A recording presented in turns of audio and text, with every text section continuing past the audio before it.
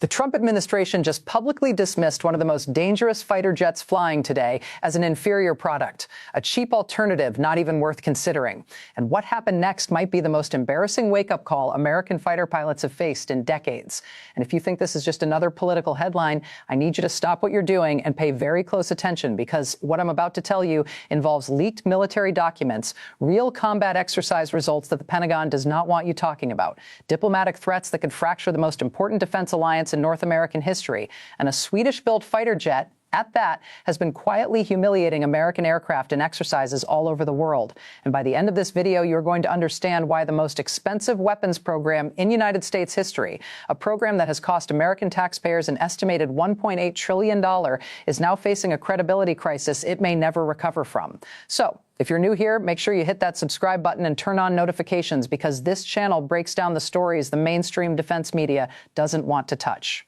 All right, so let's get into it. It all started when the United States ambassador to Canada, Pete Hora, appointed by President Donald Trump himself, went on camera with CBC News and essentially told the Canadian government that if they dared to buy the Swedish-built Saab Jazz 39 Gripen fighter jet instead of the American-made Lockheed Martin F-35 Lightning II, there would be consequences, serious consequences. And I'm not paraphrasing here, because Ambassador Hustra specifically warned that NORAD, the North American Aerospace Defense Command, the joint military command that has protected the entire continent since the Cold War, would have to be, and I quote, altered. And he went further, saying that the United States would need to purchase more F-35s for its own Air Force and would fly them more often into Canadian airspace to address threats, essentially telling a sovereign allied nation that if they chose a different airplane, America would take over their skies. And that is an extraordinary statement. From a sitting United States ambassador to one of America's closest allies, a country that has fought alongside the United States in virtually every major conflict for over a century now. Here is where this story gets really interesting,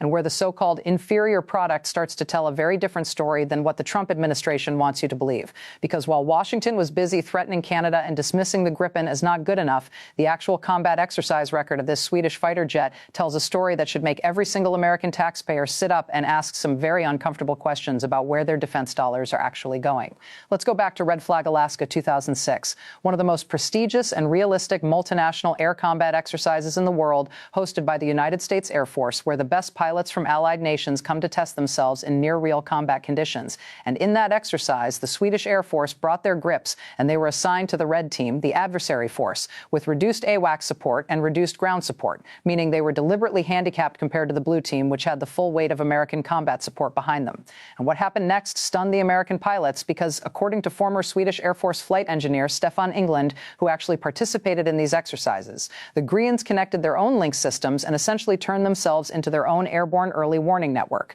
They generated their own battlefield awareness, they avoided all ground defenses, and on the very first day, they scored 10 simulated kills, including taking down a Eurofighter Typhoon, which is one of the most advanced fighter jets in all of Europe. And here's the part that really matters. They recorded 0 losses on day 1, they remained completely undetected, and one single green pilot managed to knock down 5 F-16 Block 50-plus fighters during close-air combat, 5 American-built F-16s taken out by one Gripen pilot, and throughout the entire exercise, the Gripens never lost a single aerial encounter and never failed a single mission objective. And on top of all of that, the Gripen was the only fighter in the entire exercise that performed every single planned sortie, while other aircraft, including American ones, were sitting on the ground waiting for weather conditions to improve. Now, I want you to think about that for a second, because this is the same airplane that the Trump administration is calling an inferior product. This is the same fighter jet that Ambassador Hora essentially said was not worthy of protecting North American airspace. And yet, in a United States Air Force-hosted exercise, it dominated the battlefield against American-built aircraft. And that exercise was not some one-time fluke either, because the record goes deeper. During joint exercises with the Royal Norwegian Air Force, 3 Swedish Gripens went up against 5 Norwegian F-16s, and the results were devastating. 5-0 in the first round, 5-0 in the second round, and 5-1 in the third round, meaning 3 Gripens systematically destroyed 5 F-16s almost every single time, with only one single loss across 3 full rounds of combat. And it gets even more uncomfortable for American defense planners, because during exercise Loyal Arrow in Sweden, 3 United States Air Force F-15 Sea Eagles, one of America's most iconic air superiority fighters, were intercepted by a single Gripen acting as an aggressor. And the result was 2 F-15s shot down, with only one managing to escape. And even that escape was only possible because the F-15 had a better thrust-to ratio that allowed it to simply run away from the engagement. And to be fair, the Gripen was operating in its home territory during that exercise. But the point stands: a single fourth-generation generation Swedish fighter took on 3 of America's premier air superiority jets and walked away, having killed 2 of them. And then there is Falcon Strike 2015 in Thailand, where the Royal Thai Air Force was flying Gripens against Chinese People's Liberation Army Air Force Su-27 flankers, and the Gripens absolutely dominated. Thai pilots achieved 41 simulated shootdowns against the Chinese fighters while losing only 9 Gripens. And 88% of those kills were achieved from beyond visual range at 19 miles or more, demonstrating that the Gripen sensors, radar, and missile integration are genuinely world-class. Now, you might be asking yourself, okay, so the Gripen does well in exercises, but exercises are not real combat. And that is a fair point. But here's what makes the Gripen story so compelling and why the Trump administration's dismissal of it is so tone-deaf. Because the real genius of the Gripen is not just that it can fight, it is how it fights and what it costs to fight with. The Gripen was designed from the ground up by Sweden, a small nation that knew it could never outspend Russia in a potential conflict. So instead of building the most expensive fighter possible, they built the smartest one, a jet that can operate from 500-meter strips of public highway that can be turned around, rearmed, and refueled in under 20 minutes by a small team of conscript mechanics, not highly trained specialized technicians working in climate-controlled hangars, actual conscripts with basic training. And this is not theoretical, because the Swedish military has practiced dispersed highway operations for decades as part of their Base 90 system, which spreads aircraft across the entire country to avoid having them destroyed on the ground in a first strike. Now compare that to the F-35, which requires specialized climate-controlled facilities, highly trained maintenance crews, extended maintenance windows, and has historically struggled with readiness rates that have frustrated Pentagon officials for years. And by readiness, I mean the percentage of the fleet that is actually ready to fly on any given day. And this is where the cost numbers become absolutely staggering, because while the exact figures are debated, published estimates put the Gripen's cost per flight hour somewhere between $4,700 and roughly $8,000 to $10,000, depending on the source and what costs are included, while the F-35's cost per flight hour has been estimated anywhere from about $30,000 to over $40,000 per hour. And even if you take the most conservative estimates that are generous to the F-35 and skeptical of the Gripen, you are still looking at a fighter jet that costs several times more per hour to fly. And over a 30-year service life with hundreds of thousands of flight hours across a fleet, that cost difference adds up to tens of billions of dollars, billions with a B. And that is money that is not going to pilot training, not going to readiness, not going to actually keeping aircraft in the sky where they can defend the nation. And this is not just some theoretical concern, because the F-35 program is the most expensive weapons acquisition program in the history of the United States military, with a total estimated lifetime cost of approximately $1.8 trillion. And even President Trump himself has had a complicated relationship with the program, because back when he was first running for president, he called the F-35's cost, quote, out of control, and even asked Boeing to price out a comparable F-18 Super Hornet as an alternative. And then in May of 2025, during a round in Doha, Qatar, Trump surprised the entire defense world by publicly criticizing the F-35 single-engine design, saying he doesn't like single engines and suggesting that a twin-engine replacement he called the F-55 was in the works. Cosmopolitan comments that left former Air Force Secretary Frank Kendall, quote, mystified, and had aviation experts wondering if the president was freelancing about aircraft programs that don't actually exist. And even Elon Musk, one of Trump's closest allies, has publicly dismissed the F-35 as inferior to drone swarms, a claim that defense analyst Richard Abuafia called a complete fantasy. So you have the president himself criticizing the F-35, his closest tech advisor calling it obsolete, and yet his own ambassador is out there threatening America's closest ally for daring to consider an alternative. And if that contradiction doesn't bother you, then I don't know what will. Now, let me tell you what is happening on the global stage right now, because this story is not just about Canada. It is about a seismic shift in how America's allies view their relationship with Washington and with American defense contractors. Because the Trump administration's aggressive trade policies and confrontational diplomacy have created an environment where countries that have been loyal American allies for decades are now openly questioning whether they can depend on the United States as a reliable defense partner. Spain and Portugal both canceled their F-35 orders after the United States levied tariffs against their countries. Switzerland downgraded its original 36 UN F-35 order because the initial cost estimates turned out to be too low. And Denmark, which already operates the F-35 as its only fighter jet, has members of parliament publicly expressing second thoughts, with the head of the Danish parliament's defense committee, Rasmus Jarlov, telling Canadian media to, quote, choose another fighter jet. And Jarlov's reasoning was chilling, because he pointed out that the F-35s are in for repairs about half the time, and that the Americans have all the power to destroy Denmark's entire air force simply by shutting down part supplies. And that is an elected NATO allies defense committee chairman publicly warning another country not to buy American because of the leverage it gives Washington.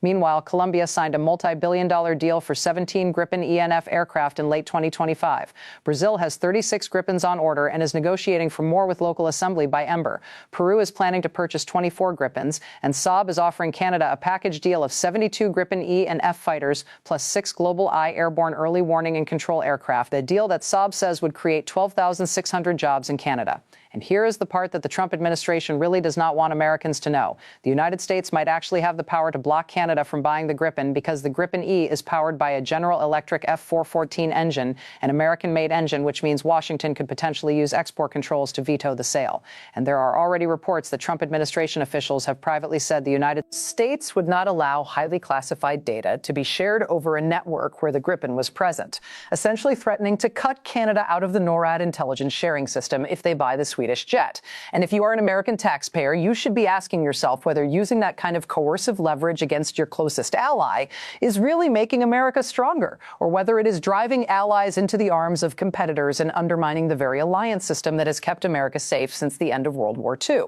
Now, I want to bring this back to what actually matters from a pure military capability standpoint, because at the end of the day, what should matter most is whether the men and women who fly these aircraft are getting the best tool for the mission. And while the F-35 is undeniably a technological marvel with genuine fifth-generation stealth capabilities, advanced sensor fusion and networking abilities that no other fighter in the world can match, the question that defense planners are increasingly asking is whether all of that technology matters. If you can only afford to fly the jet for a fraction of the hours you need to maintain pilot proficiency, if your readiness rates mean that half your fleet is grounded on any given day, and if the entire program creates a dependency on a single country that has shown it is willing to weaponize that dependency for political purposes. And the Gripen's answer to those questions is a fighter that may not be invisible to radar, but that can fly 3 to 4 times more hours for the same budget, that can operate from a frozen highway in the Arctic, that can be maintained by small teams with modest training, that integrates NATO's standard Link 16 data links and carries the Meteor Beyond Visual Range missile, which is arguably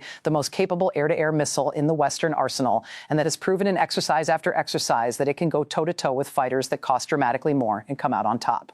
Now, I'm not here to tell you that the Gripen is better than the F-35 in every scenario, because it's not. The F-35 has capabilities that the Gripen simply cannot match, particularly in the realm of stealth and sensor fusion and the ability to penetrate advanced integrated air defense systems. But what I am telling you is that calling the Gripen an inferior product is not just wrong, it is dangerously arrogant, and it is the kind of arrogance that gets people hurt. Because when you dismiss a threat or a competitor without understanding what makes them effective, you are setting yourself up for exactly the kind of rude awakening that American pilots experienced at Red Flag, Alaska, when a supposedly inferior Swedish fighter jet flew circles around aircraft that cost many times more. And if you have found this breakdown valuable and you want to see more deep dives into the stories that actually matter in the world of defense and geopolitics, then do me a favor right now and smash that like button, because it genuinely helps this channel reach more people who deserve to hear the full story, not just the version that defense lobbyists and politicians want you to hear. Let me leave you with one final thought, because there is a bigger picture here that goes beyond any single fighter jet, and it is this. For decades, the United States built its global influence not just through military power, but through the trust of its allies, through the idea that being America's partner meant you were protected